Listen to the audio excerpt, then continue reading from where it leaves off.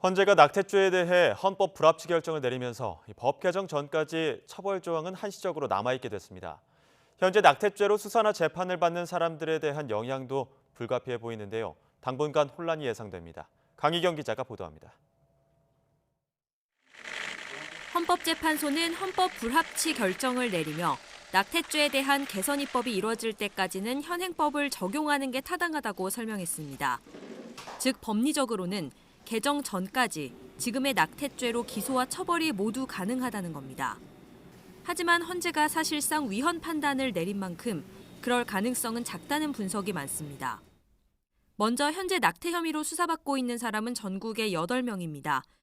검찰은 이들에 대해 기소유예 처분을 하거나 기소 자체를 보류할 가능성이 있습니다. 지난해 헌재가 대체복무제를 두지 않은 병역법 조항에 대해 헌법 불합치 결정을 내렸을 때도 그랬습니다. 낙태 혐의로 기소돼 재판 중인 피고인도 현재 16명이 있습니다.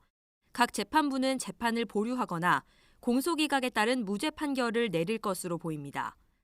다만 재판부가 법 개정 전까지 처벌 조항이 유효하다고 엄격하게 해석한다면 현행법에 따른 판결이 이루어질 가능성도 있습니다.